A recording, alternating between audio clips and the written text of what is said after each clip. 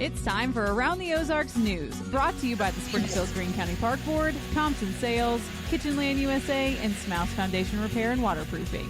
Here are your hosts, Ethan and Sarah Foreheads.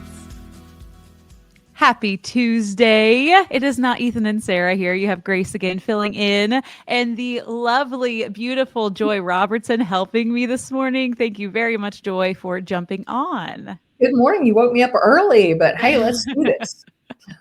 Yes, you are so kind for being here at 5 a.m. with me. So let's get into some news. A 42-year-old Mount Vernon woman has pleaded guilty in federal court to conspiracy and wire fraud after defrauding the Missouri Lottery and a Joplin gas station back in 2022. She admitted to using stolen and fake credit cards at a Phillips 66 in Joplin, making over $62,000 in fraudulent purchases, including lottery tickets. The group cashed in roughly $54,000 in counterfeit lottery winnings, totaling in $116,000 in illegal gains. It's a lot of money.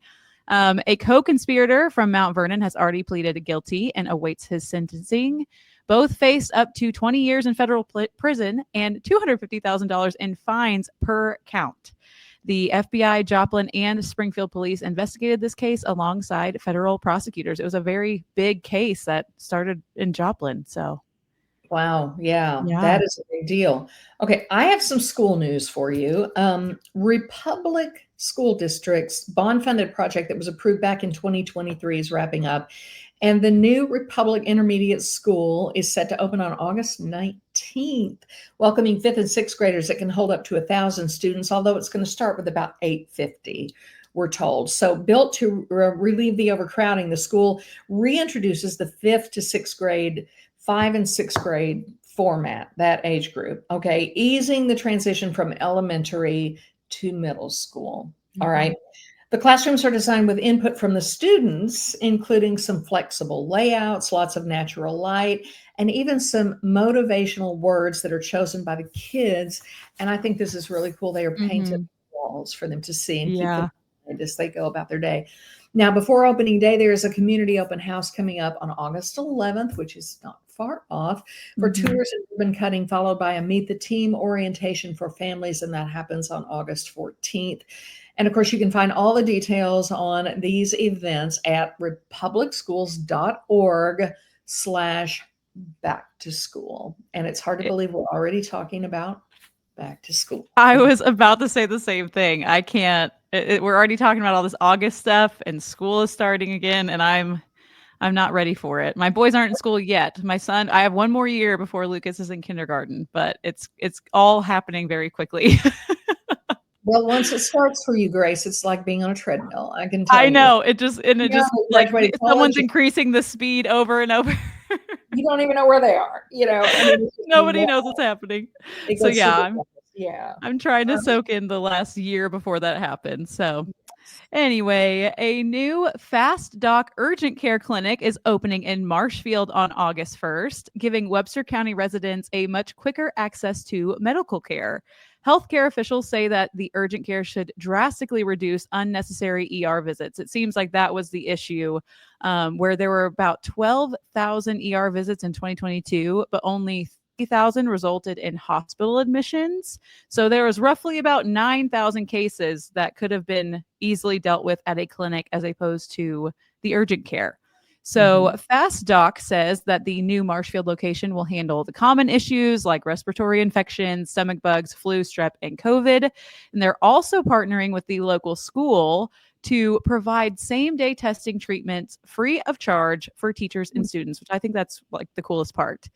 And agreement is also in the works with the fire department to provide transport for patients needing further care from that clinic if they do need to go to the ER for whatever reason. And this clinic will be a game changer, quick treatment, less strain on the ERs, and even the in-school support starting next month. Very good. I think that ER issue is probably across the board in every city in the country, really, So yeah. Okay, I've got some music news for you. This is really exciting. Springfield is set to get a new live music hotspot. Brand new. Yeah, a new venue called Moontown Sound is on track to open this September at Commercial and National. All right. marking a big boost for the North Side music scene and the whole city, frankly. Yeah. The space is all about supporting local artists, which I love that, with a seating capacity of 240 and a goal to pay musicians a living wage. What's unique, besides all those other things, is that all ticket sales go straight to the performers, while the venue covers costs like staff and operations using bar sales. Okay, the building, which is currently under renovation, is roughly 2,800 square feet with about $70,000 already invested by the owners and the people in charge of helping with this project. The team behind it, behind this Moontown, includes longtime Springfield supporters who've spent years producing live shows, and they are committed to helping revitalize this quieter part of town. You know, C Street is hopping on that one end, which is a little bit further east. So this is going to be a little bit further west. Now they are positioning Moontown as not just a music venue with a bar, but as a stage first kind of a space. So it'll be one that brings more arts and energy to this North Side neighborhood. So how about that? Yeah, that sounds really, I've heard multiple people through the years talking about like, okay, where can we have a place where local people can play? Because like, there were a lot of places downtown at one point and they've all kind of like slowly faded away. So it'll be good to have another one, a big booming one with a plan to pay the musicians. That'll be really awesome. Yeah. All right. Football season. We talked about school starting. Football season is coming quickly alongside that. And there's a new docuseries about the Kansas City Chiefs that is coming out next month. If you're a Chiefs fan, put this on your radar. It's called The Kingdom, and it's a collaboration between ESPN and Disney Plus and Skydance Sports. So on August 14th at 8 p.m. is where you can find it on ESPN, ESPN Plus, and Disney Plus. So it's going to be a 6-part series that dives into the over 65 years of the Chiefs' history with behind-the-scenes access of their last season. And they cover the highs and lows, their journey towards the 3rd straight Super Bowl appearance. And the first episode starts with Mahomes and his rise and his early season injuries. The second episode talks about Andy Reid's leadership and balancing adversity. And the third one is the one that caught my eye. The title of it is called In Our Chiefs Era. And I'm sure that you can guess who they probably talk about in that episode. So if I watch any of them, it'll probably be that one. And then, the later episodes talk about the entire season, the Bills clash, Mahomes' ankle setback, playoff run, and the final road to New Orleans for the Super Bowl. And so, if you're a Chiefs fan, make sure that you watch that on ESPN Plus or Disney Plus. Oh, that's good. That's good. I'm looking forward to football season. You know, after the Super Bowl, it's like, oh, I know. Like, what am I going to do for the next, 8 months? I know. Well, that's good. Good deal. The Kingdom. All right. I got that one on my list for sure. Okay. I got food news. You know me. Love perfect. Hibachi and sushi fans in Ozark are in for a treat. Raku Hibachi Sushi and Ramen. I hope I'm saying that correctly. Have you heard of this? I mean, your guess is as good as mine because I'm terrible at pronouncing things. But that sounds amazing. And Sushi and Ramen is set to open next month at 1487 West South Street. All right, in Ozark. The restaurant is from 2 cousins who have relocated to Ozark from the Kansas City area to bring their second Raku location here. Again, I really hope I'm saying that right. They will be serving up hibachi-style grilled dishes, some fresh sushi, hearty ramen, adding a fresh, flavorful option to the ever-growing city of Ozark. So it's always fun to get a new type of food in a place like that and just more variety to enjoy, which that's just what I live for. I agree. I don't think there's anything like that in Ozark, and there's a lot of things coming to Ozark. Ozark is like, for real, like, especially even with restaurants, like, anywhere from these types of restaurants, even like the fast food is booming. So a lot of good stuff coming to Ozark. For sure. Yeah. All right. This Friday in Mansfield, Hertz Donut is hosting a fundraiser to support Scarlett Hall and her family. In case her name doesn't ring a bell, Scarlett was the sweet young girl from the Ava area who was injured after being swept into and trapped underwater in a creek bridge culvert in Douglas County on June 19th. That story was everywhere. It's very sad. She is currently hospitalized, so they are doing a lot of fundraisers. And Hertz Donuts got involved. They are starting at 11 a.m. on Friday. They're going to be inside the Mansfield School, and they will have a special tribute donut of her. I believe it's got her picture on it. Aww. And they'll be selling that there, and they'll also have all the other regular donuts they usually bring on those little excursions they do. And 100% of the proceeds for her little donut will go straight to the family. And they're also going to donate 10% of all the dozen sales that day to the family as well.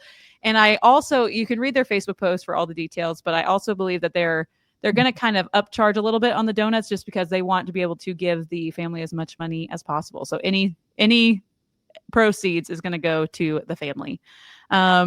And the amount of treats that they bring will depend on how much they get with the engagement on that post. So again, go look at their Facebook page and interact and share. And the more people talk about it, the more stuff they'll bring, and it will be really awesome.